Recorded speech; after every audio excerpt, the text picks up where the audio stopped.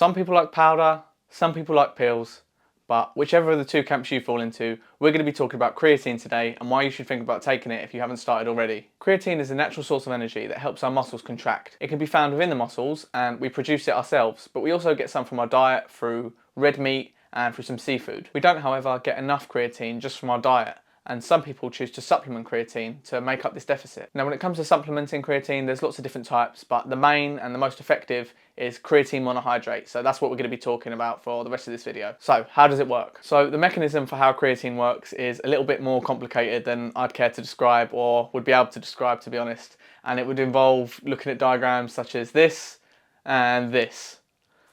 So to save you going through that, I'll break it down to you in the simple terms and what we need to know for our practical use. ATP is the body's main source of energy for high intensity activity. Through some kind of magical biochemical process, creatine gives us more ATP, which means we have more energy for short, intense workouts. Now, I'm not expecting the Nobel Prize in biology for that description, but it makes sense in practical terms. That's all you need to know, is that creatine gives us more ATP to work with. So, moving on to the benefits. So leading on from what I just said, more creatine equals more ATP equals more energy. This means that if you're doing a heavy set of bench press, for example, you might be able to crank 1 or 2 more reps that you'd never have been able to do if you didn't start taking creatine. This translates into more strength and more power when you're in the gym. Another benefit of creatine is that it enhances muscle growth. Now, it does this in a couple of ways, and again, there's lots of mechanisms I'm not going to be able to describe, but one of the ways that it does enhance muscle growth is by drawing more water into the muscles. Some people look at this as a downside and they think that more water in their muscles is going to make them look bloated and puffy, but that's not really how it works.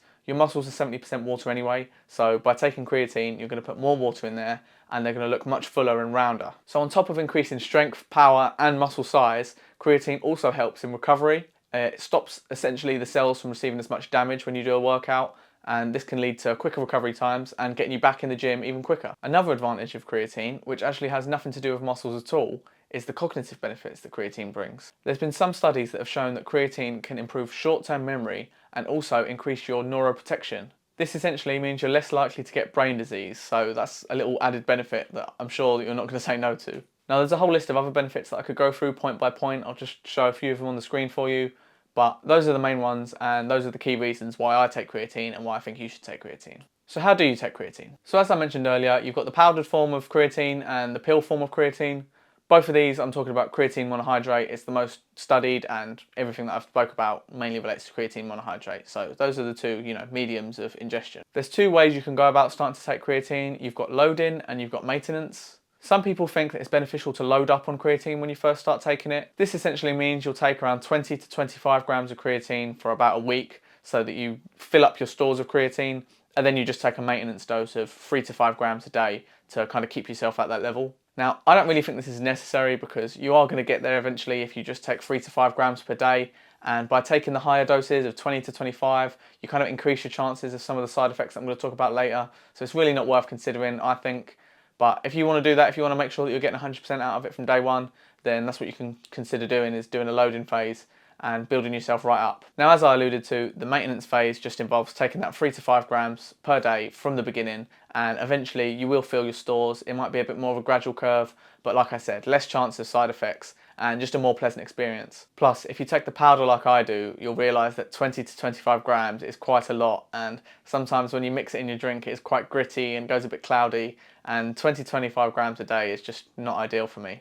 Timing doesn't really matter. There's no benefit taking it before the gym, in the gym, after the gym. Just make sure that whenever you do choose to take your creatine, you keep that consistent every day so that you don't mess with the timings of the dose and keep everything consistent. The powder and the pill don't have any real taste and they're pretty unnoticeable if you mix them with juice. That's what I tend to do. It's just, I'll do a bit of like fruit squash, water, and then chuck it in there. And it's pretty unnoticeable when you're doing that 3 to 5 grams. But when you put 20 grams in there, you do get a bit in your teeth and it's just not pleasant all round. So moving on to some of the myths and some of the real side effects. So just as there's a long list of benefits, there's also a long list of myths. There's not really that many side effects, but there are a lot of myths that people kind of associate creatine with that aren't true. So I'll debunk a few of them now. So the first one that I hear get thrown around a lot is that creatine causes baldness. Now, this just isn't true. There's no studies that suggest this. Likely, anyone that's gone bald and has been taking creatine would have gone bald anyway. There's no kind of process that creatine interferes with your hair. So again, this is just an old wives' tale. It's not true. I've also heard talk of some people talking about kidney problems in relation to creatine. And again, the studies don't really say anything about this, but I'm not a doctor, so if you have some kind of underlying kidney issue, speak to your doctor. But for an average healthy person, I don't think there's going to be much of an issue with your kidneys. And now the last one, which is probably a bit less common, but some people say, am I going to be natural if I start taking creatine? And obviously creatine isn't a steroid, it's just a supplement. You know, you get it in your diet anyway, so it's just like taking a vitamin B tablet. So yeah, you're not going to lose your natty card if you start taking creatine, so you don't have to worry. Now in terms of side effects, there's not really a lot to go on.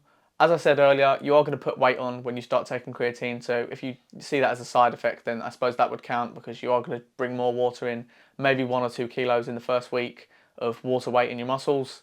Other than that, some people do experience some problems in their stomach, feeling bloated and feeling a bit lethargic, and I think that is mainly related to the higher doses when you start doing that loading phase and that 20 to 25 grams. So again, that's another reason to just stay with the maintenance. 3 to 5 grams per day should do you good and should minimise your chances of seeing any of these side effects. So in conclusion, creatine is effective, cheap, has barely any side effects, and you should be taking it no matter what your situation. I'd say that 99% of the people watching this video should start taking creatine if they aren't already. And yeah, like I said, it's so cheap. You can get like a big bag of it for £15 that'll probably last you for a couple of months. It's so cheap, and even just the cognitive benefits make it worth it alone, in my opinion. And I'm not sure if I mentioned this earlier in the video, but creatine is actually the most well-researched supplement. So everything I've said has been backed up by studies, and I'll include some of the most cited studies in the description, so you can go check it out if you don't believe me. That's all from me. Thanks for watching. I hope you start taking creatine if you aren't already. And yeah, see you in the next one.